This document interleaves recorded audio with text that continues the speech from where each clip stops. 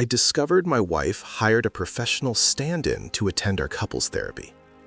It sounds like something out of a bad sitcom, right? Like laugh track and all. But it wasn't funny, not even a little bit. It was just cold, calculated.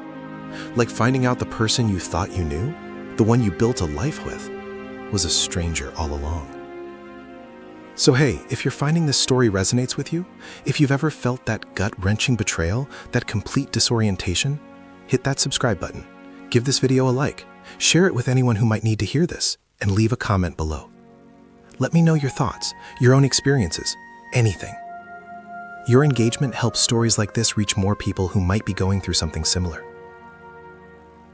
It all started, I guess, when things began to feel off. Not dramatically off, not like slam the door screaming match off.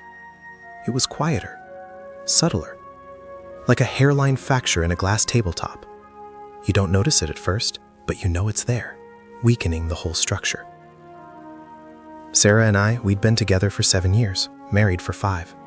We met in college, late sophomore year, a whirlwind of late-night study sessions fueled by cheap coffee and cheap pizza, and then that shared look across a crowded lecture hall that felt like destiny.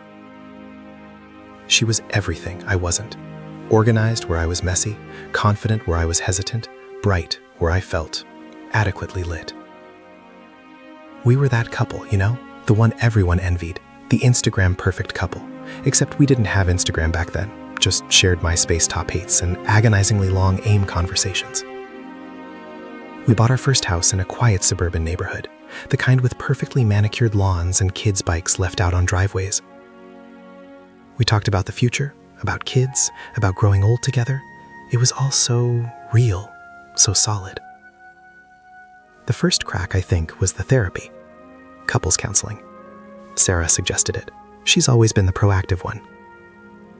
"We're just a bit disconnected lately, babe," she'd said, her voice soft, her hand resting on mine as we watched some forgettable show on a Tuesday night. "Nothing major, but I think we could benefit from talking to someone, getting some tools." I agreed, of course. I loved her. I wanted us to be good. I was also a little surprised. Disconnected? I hadn't felt that. I'd been working a lot, sure, putting in the hours at the firm. The mortgage, the car payments, the future, it all felt like a giant responsibility that I was shouldering. But disconnected? I figured she just needed a bit more attention, a bit more romance. I'd been meaning to plan a weekend getaway.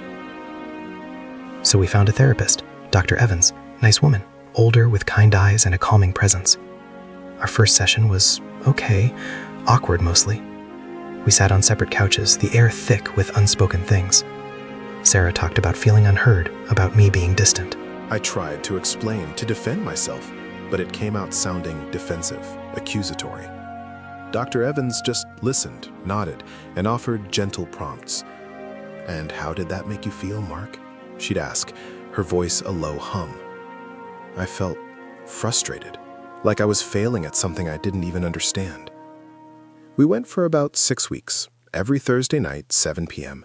It became our routine. I'd leave work a little early, rush home, change, and we'd drive over. The drive itself was always tense. We'd mostly sit in silence, the radio off. Sometimes Sarah would scroll through her phone, a small frown etched between her brows. I'd watch the streetlights blur past, wondering if we were making any progress. Were we fixing anything? It felt more like we were dissecting our problems, laying them out on a sterile table for examination, but not actually doing anything to heal them. And then Sarah started missing sessions. Not outright skipping them, at first. She'd call me at work, her voice slightly breathless. "Hey babe, so sorry, I've got this massive deadline that just landed on my desk. I can't make therapy tonight. Can we reschedule?" It happened once, then twice. Then it became a pattern. "Work's been insane," she'd say, her eyes usually averted when she told me this. "This project is make or break." I believed her. Sarah was ambitious. She worked hard. I admired that about her. It was part of what I loved. So I'd say, "No problem, honey. Work comes first. We'll catch up next week." But it wasn't just her missing sessions. It was the way she started missing them, and the excuses. They started feeling thin, fabricated, like she was weaving a narrative that didn't quite hold up under scrutiny. One Thursday, she claimed a sudden migraine. Another, a family emergency. Her aunt, she said, had a fall. I asked if she needed anything, if I could go over. She waved it off, said her parents were handling it. It felt odd, though. Sarah's aunt lived 3 states away. Her parents were in town for a visit that week, so how could they be handling a fall that happened just hours before our therapy appointment? My suspicion wasn't a lightning bolt. It was more like a slow seep, a creeping unease that settled in the pit of my stomach and refused to leave. I started noticing other things, small things, insignificant on their own, but together they painted a picture I didn't want to see. Her phone, for instance. She'd always been attached to it, but now it was like a third limb. She'd take it into the bathroom with her. She'd cradle it when we were out to dinner, her thumb scrolling, a faint, almost imperceptible smile playing on her lips. When I'd asked who she was talking to, she'd just say, "Oh, just friends, work stuff." Standard answers. Too standard. The biggest clue, though, the one that truly shattered my reality, came unexpectedly. It was a rainy Monday. I'd forgotten some important documents at home and had to swing back by. Sarah was supposedly at a client meeting across town. The house was quiet, the only sound the drumming of rain against the windows. I went up to our bedroom to grab my briefcase, and that's when I saw it. Her laptop was open on her vanity, a screen glowing faintly in the dim light. Normally, I wouldn't peek. It felt like a violation of her privacy, and I'd always prided myself on respecting that. But something drew me, a flicker of curiosity, a gnawing doubt that had taken root. I leaned closer. It was an email to Dr. Evans. The subject line read, "Regarding our arrangement." My breath hitched. Arrangement. What arrangement? The email was brief, professional, and utterly devastating. "Dear Dr. Evans," it began, "I wanted to confirm our agreement for next Thursday's session. As discussed, I will be unable to attend personally due to a prior commitment. I have arranged for Miss Anya Sharma to take my place. She has been fully briefed and will represent my interests accordingly. Please ensure the billing remains consistent. Thank you for your discretion." Anya Sharma, a professional stand-in. Miss Anya Sharma. My wife had hired a professional to attend our couples therapy instead of her, instead of us. The words swam before my eyes. My hands started to shake. It was so cold, so impersonal. The image of Sarah, my Sarah, sitting across from Dr. Evans, confiding her deepest thoughts and feelings, flashed in my mind. But it wasn't her. It was a hired actress, a paid actor playing the role of my wife. The betrayal wasn't just about infidelity, though that possibility loomed large and terrifying. It was about deceit, about a carefully constructed illusion that had been maintained for weeks, maybe even months. How long had this been going on? How many sessions had she missed, not due to work, but due to this performance? I stood there, frozen, the rain a relentless soundtrack to my unraveling world. My mind raced, trying to process the sheer audacity of it. Who was Anya Sharma? What had Sarah told her to say? What had she been trying to achieve by sending a proxy to therapy? Was she trying to manipulate me? Was she trying to build a case against me? Or was she trying to end things, to have a perfectly documented reason for our split, a therapist's report that painted me as the sole villain? The questions swirled, a chaotic storm in my head. I felt a wave of nausea wash over me. I wanted to scream, to throw something, to shatter the quiet, pristine facade of our home. But I couldn't. All I could do was stand there, staring at the email, the words burning themselves into my memory. The warmth of our shared life, the years of laughter and love, the promises whispered in the dark. It all felt like a lie, a meticulously crafted lie, with my wife at the center of it, pulling the strings. I closed the laptop, my movements stiff and jerky. I walked out of the bedroom, the silence of the house now deafening. I didn't know what to do next. I didn't know who Sarah truly was, and the chilling thought that she had orchestrated this entire charade, that she had actively sought to deceive me on such a fundamental level, left me feeling more alone than I ever thought possible. I looked out the window at the rain, the world outside a blurry, distorted mess, much like my own life had become. The rain had stopped by the time I left the house, leaving behind a damp, heavy smell and a sky the color of bruised plums. I drove without really knowing where I was going, the city lights a smear against the darkening glass. My mind was a tangled mess of accusations and disbelief. Anya Sharma. The name echoed in my head, a foreign intruder in the sanctuary of my marriage. I kept replaying Sarah's recent behavior, her vague excuses, the subtle shifts in her tone when I pressed for details. It all snapped into horrifying focus. The migraines, the family emergencies, the impossible work deadlines, they weren't reasons. They were alibis. And the therapy sessions, the space where we were supposed to be rebuilding trust, were being filled by a hired actress. What sick game was this? Was this about me? Was I truly so distant, so broken, that she felt she had to resort to this elaborate deception? Or was it about her? Was she hiding something so monumental that she couldn't even face a therapist to discuss it herself? I ended up at a bar, a dive bar I hadn't been to in years, the kind of place where the sticky tables and dim lighting felt like a comforting blanket of anonymity. I ordered a whiskey, neat, and let the burn settle in my gut, a physical anchor in the storm of my emotions. I watched the other patrons, their lives unfolding in hushed conversations and solitary contemplation, and for the first time in a long time, I felt a kinship with their quiet desperation. We were all just trying to get by, weren't we? Trying to navigate the labyrinth of relationships, of expectations, of the sometimes brutal reality of human connection. My fingers traced the condensation on the glass. The thought of confronting Sarah was a heavy weight in my chest. What would I say? How could I even begin to unpack this level of betrayal? I imagined her face, her reaction. Would she deny it? Would she feign ignorance? Or would she, with that infuriating calm she could muster, simply admit it, as if hiring a fake wife for couples therapy was just another item on her to-do list? The latter seemed more likely, and that was the most terrifying prospect of all. I stayed at the bar for hours, nursing drink after drink, the initial shock giving way to a simmering rage. Rage at her for lying. Rage at myself for being so blind, for so readily accepting her fabricated reality. Rage at Dr. Evans, who had become a complicit party in the charade. I pictured her listening intently to Anya Sharma, nodding sympathetically, offering her professional insights, all while knowing it was a performance, a well-rehearsed play. It made my stomach turn. By the time I stumbled out of the bar, the city was quiet, the early morning hours painting the streets in shades of gray. I drove home, the familiar route feeling alien and hostile. The house, usually a source of comfort, now felt like a stage set, a meticulously crafted illusion.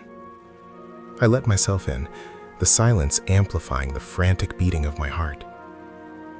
Sarah was asleep in our bedroom, the soft glow of her bedside lamp illuminating the room. She looked so peaceful, so utterly innocent, it made the bile rise in my throat. I stood in the doorway, watching her sleep, trying to reconcile the woman I thought I knew with the woman who had orchestrated this elaborate deception.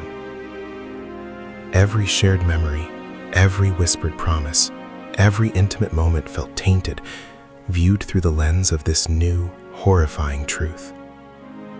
Were any of our shared moments genuine? Had any of her confessions in therapy, even the ones to the fake Sarah, been real? The uncertainty was a suffocating blanket. I tiptoed into the bathroom, splashed cold water on my face, and looked at myself in the mirror. My eyes were bloodshot, my face pale. I looked like a man who had lost his way, and in a very real sense, I had. I knew I couldn't let this fester. I couldn't let the silence win. I had to have answers, even if those answers would shatter me completely. The next morning, the air in our home was thick with unspoken tension. Sarah, as usual, was the first to break the silence, her voice unnaturally cheerful. "Morning, sleepyhead," she said, pouring coffee. "You're up late. Everything okay?" I looked at her, her smile wide and practiced, and the carefully constructed dam within me finally broke. "No, Sarah," I said, my voice low and rough. "Everything is not okay. Not even remotely." Her smile faltered, a flicker of something, panic in her eyes, before it was quickly masked. "What are you talking about, Mark?" I walked over to the kitchen counter, my hands gripping the edge until my knuckles turned white. I know about Anya Sharma, Sarah. The color drained from her face. Her hand holding the coffee mug trembled slightly. She didn't speak. She just stared at me, her eyes wide, a deer caught in the headlights. I saw the email, Sarah, I continued, my voice gaining strength, fueled by the raw pain and anger that was finally finding an outlet. The one to Dr. Evans, regarding our arrangement. Miss Anya Sharma will take my place. You hired a professional, Sarah, a paid actress to sit in our couples therapy sessions for you, to pretend to be you, to pretend to be us. The silence that followed was deafening, broken only by the ticking of the kitchen clock, each tick a hammer blow against my shattered reality. She finally lowered her mug, her hands now clasped tightly in front of her. Her gaze dropped to the floor. "Mark, I can explain," she whispered, her voice barely audible. "Explain?" I scoffed, a harsh, disbelieving sound. Explain how you thought this was a good idea. Explain how you could lie to me, to Dr. Evans, to yourself for weeks, maybe months. What were you so afraid of, Sarah? What couldn't you say to my face? Tears welled up in her eyes, but she didn't let them fall. She kept her gaze fixed on the floor. It wasn't like that. Then what was it like, Sarah? I demanded, stepping closer. Was it like you were having an affair? Was that why you couldn't go to therapy? Because you were too busy with someone else and you had to have a stand-in to cover your tracks? The accusation hung in the air, sharp and brutal. She flinched as if I had struck her. No! God, no, Mark. It was never about that. It was never about another man.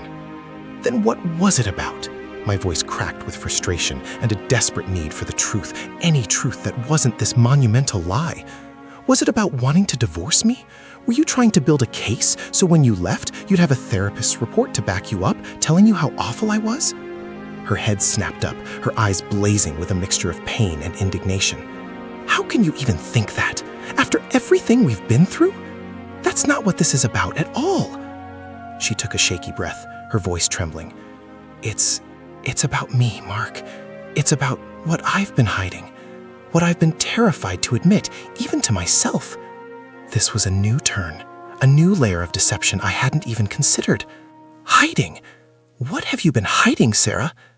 I felt a sliver of something akin to hope, a desperate clinging to the idea that maybe, just maybe, there was a reason, a tragic, understandable reason for all of this. But the anger still burned, a protective shield against further hurt. She hesitated, her gaze sweeping across my face, searching for something. I've been struggling, Mark, for a long time, with things I don't understand, with things I haven't been able to control. And I was so scared, so incredibly scared of what it would mean, of what you would think, of what it would do to us. She paused, her voice dropping to a near whisper. The therapy sessions?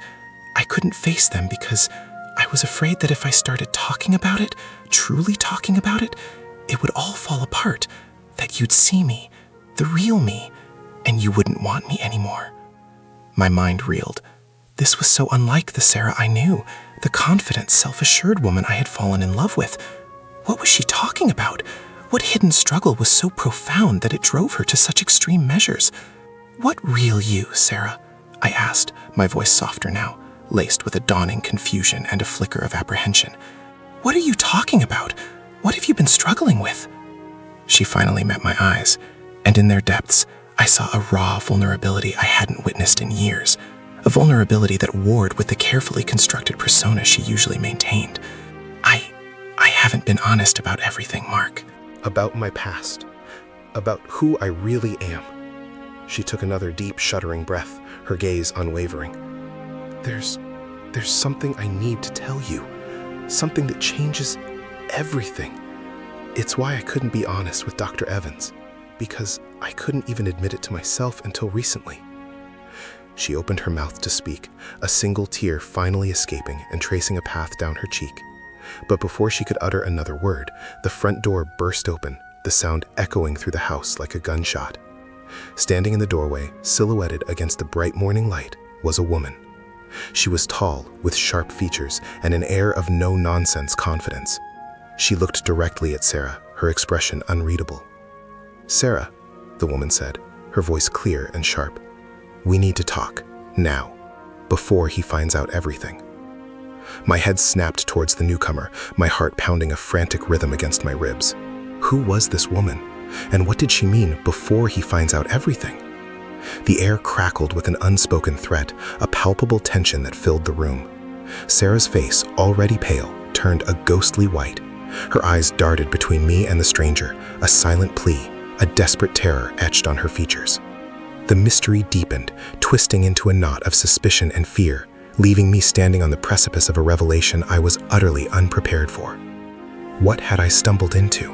And who was this woman who held such power over my wife?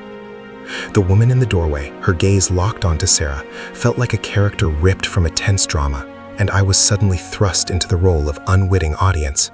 She was, without a doubt, Anya Sharma. Not the Anya Sharma who was a hired actress, but the real Anya Sharma, whoever that was. The confidence in her posture, the unwavering intensity in her eyes, this wasn't a performance. This was real. And the veiled threat in her words, before he finds out everything, landed like a physical blow, vibrating through the tense silence of our kitchen. Sarah visibly flinched, her body going rigid. The carefully constructed dam within her, the one I thought was just about to crack open and spill its secrets, slammed shut again, fortified by a new external pressure. Her eyes, wide and terrified, flickered from Anya to me. It was a look I'd seen before, in moments of profound panic, but never with this level of sheer, unadulterated dread. "Who the hell are you?" I demanded, my voice a raw rasp, cutting through the suffocating quiet. My mind was a whirlwind of contradictory thoughts. Anya Sharma was the actress, so who was this woman? Was this some elaborate setup? A new layer of deception Sarah had cooked up? Or was this what she had been so afraid to tell me? The terror I saw in her eyes felt too genuine, too deeply rooted to be an act. The woman, Anya, didn't immediately respond to me. Her focus remained solely on Sarah. "Don't play games with me, Sarah," she said, her voice low but carrying an edge of undeniable authority. "You know exactly who I am, and you know what happens if I'm the one who has to tell him." "Tell who what?" I pressed, stepping between them, a protective instinct I didn't know I possessed kicking in. My anger was a roiling storm, but beneath it, a cold dread was starting to creep in. This wasn't just about Sarah's lies anymore. This was something bigger, something darker. Sarah finally found her voice, a choked whisper. "Anya, please, not here, not like this." Her eyes pleaded with the woman, a desperate, almost animalistic plea for a reprieve. Anya gave a short, humorless laugh. "Like what, Sarah? Like this little charade is finally coming crashing down? You think hiding behind a fake therapist and a fake wife is going to protect you? It's too late for not like this."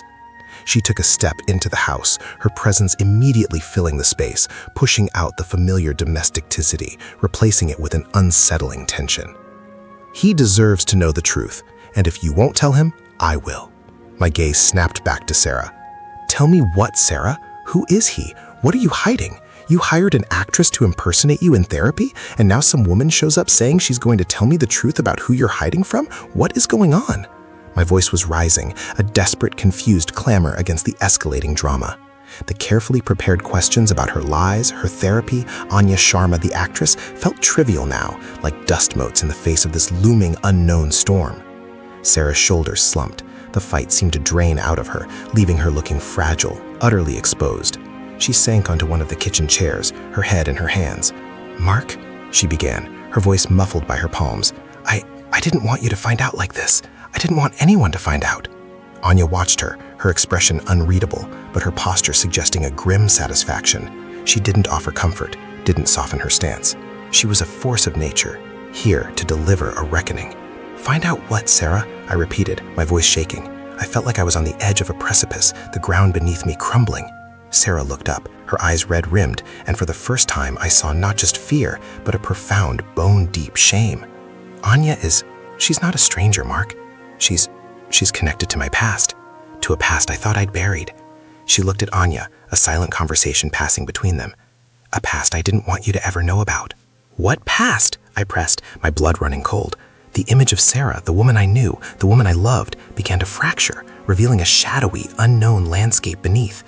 "What are you talking about? He finds out? This is insane." Anyaya stepped further into the kitchen. her gaze sweeping over me, as if assessing my reaction, my readiness for what was about to come. She finally turned her attention fully to me, her voice losing some of its sharp edge, replaced by a weary, almost regretful tone. Sarah has a very complicated history, Mark. One she's been very careful to keep hidden. Especially from you. Complicated how? I demanded, my patience wearing thin. I thought we were building trust. I thought therapy was about honesty. What did you think you were building, Sarah? A fantasy?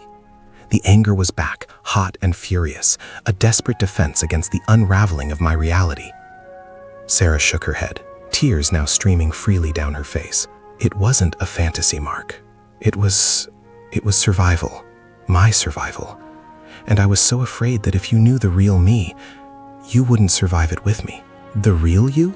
I echoed, the words tasting like ash. Who is the real you, Sarah? The one who hired an actress? Or the one who's afraid of this woman standing in my kitchen? Anyaya stepped forward again, her voice firm. Sarah was married before, Mark, a long time ago, to a very dangerous man. A man who controlled her. A man she barely escaped. And that man? He has powerful friends. Friends who don't forget. My breath hitched. Married before? Dangerous man? Friends who don't forget? This was a story I had never heard. Never even an inkling. Sarah, my Sarah, had a past so clandestine, so fraught with peril that she'd built an entire new life, an entire new identity to escape it? And she'd hired an actress to cover for her while she dealt with the residual trauma, the ongoing fear of this past catching up to her? It was too much. It was everything. You were married? I asked, the words barely a whisper. My voice was hollow, devoid of its usual strength. I looked at Sarah, searching her face for any sign that this was a fabrication, a cruel joke. But her tear-streaked face, her raw vulnerability, spoke volumes. She was telling the truth. This woman, Anyaya, was telling the truth. Sarah nodded, her gaze fixed on the linoleum floor. Yes, Mark. Years before I met you. It was a nightmare. He was controlling, abusive. I was young, naive, and I thought I was in love. When I realized what he was, who he was, I tried to leave. It wasn't easy. It was terrifying. I had to disappear, change my name, change my life. Anyaya helped me. She was a friend of a friend, someone who understood, someone who could help me get away. Anyaya nodded, her expression softening slightly, but her gaze remained steady. Sarah was in deep trouble. She needed a way out, and she needed to be invisible for a while. I helped her create a new identity, a new life.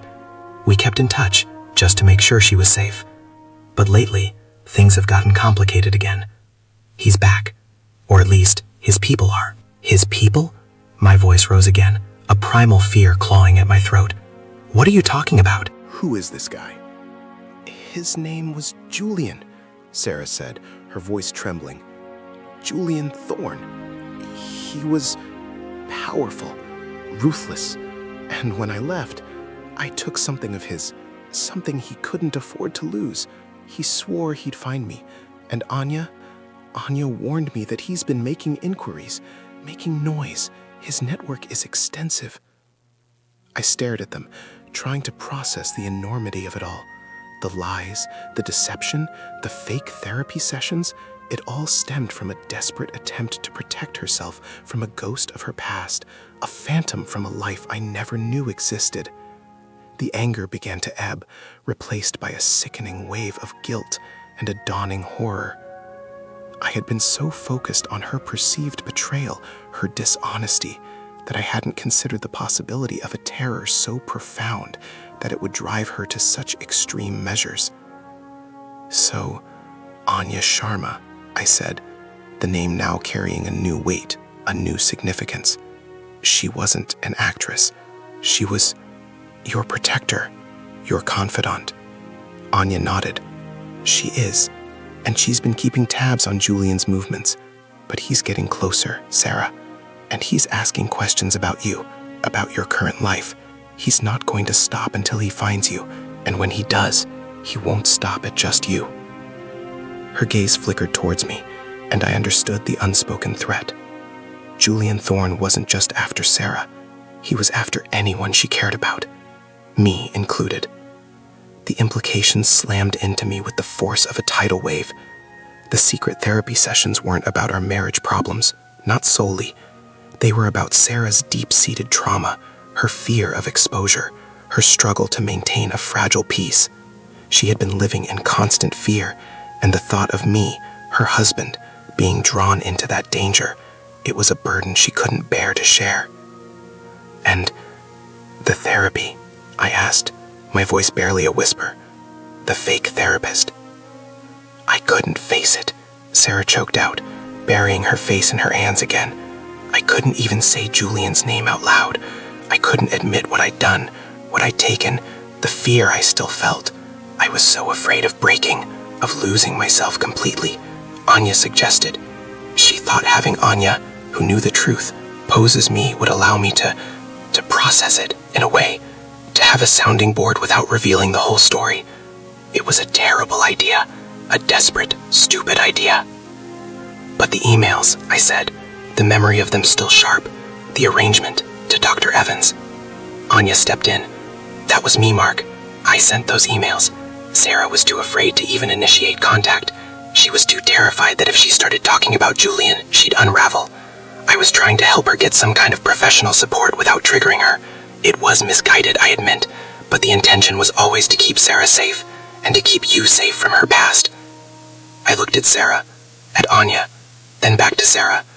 The anger was gone, replaced by a profound sorrow, a deep ache in my chest. The betrayal I had felt was real, but it was a betrayal born of fear, of self-preservation, of a past I couldn't comprehend. She had built a wall around herself, a wall of lies, to protect us all. And I, in my ignorance, had been trying to tear it down with accusations. "So, you were afraid," I said, my voice thick with emotion. "Afraid of him, afraid of what he'd do to me." Sarah nodded, her gaze finally meeting mine, her eyes filled with a pain I had never seen before. "Terrified, Mark, every day. Every time I heard a strange car, every time the phone rang unexpectedly, I would freeze. I thought about you so much, about how much you deserved a life free from this. I couldn't let him touch you or expose you to what I'd lived through." I walked over to her, and she flinched, bracing herself. But I knelt down, taking her hands in mine. They were cold, trembling. "Sarah," I said, my voice cracking, "why didn't you just tell me? We could have dealt with it, together." She shook her head, tears blurring her vision. "You wouldn't have understood. You would have seen it as weakness. You would have been angry that I hadn't told you. And I was so ashamed of my past, of what I'd been through. I wanted to be the strong woman you fell in love with, not the victim of Julian Thorne." "You are the strong woman I fell in love with, Sarah," I said, my voice raw with emotion. This doesn't change that. It changes everything I thought I knew, but it doesn't change who you are to me. You're my wife. And if this Thorne guy is a threat, then he's a threat to both of us. We deal with it, together." Anya watched us, a small, almost imperceptible nod of approval. "That's the only way you'll survive this, Sarah, facing it, together." I looked at Anya. "What do we do now?" She met my gaze, her eyes sharp and clear. "We get you both somewhere safe, and then we figure out how to make Julian Thorne disappear for good. This time, for good." The weight of her words settled over us, a heavy, suffocating blanket. The storm hadn't passed. It had just revealed its true, terrifying form. The lies were out in the open, the deception laid bare, but the immediate threat loomed larger than ever. I looked at Sarah, her face a map of exhaustion and fear, but also, for the first time, a flicker of relief. The truth, as devastating as it was, had been spoken, and in its wake, a fragile, terrifying new reality was dawning. The comfortable illusion of our marriage had been shattered, but beneath the wreckage, something real, something deeper, was beginning to form. It wasn't the end I had envisioned, not even close. It was just the beginning of surviving. My hand tightened around Sarah's. I didn't have all the answers. I didn't know how we would face Julian Thorne, or what the future held. But I knew one thing with absolute certainty. I wasn't going to let her face it alone. Not anymore. The silence was broken, and the noise, the danger, had finally found us. But so had the truth. And in that truth, a grim, desperate kind of strength began to take root. We were in this together now, every bit of it.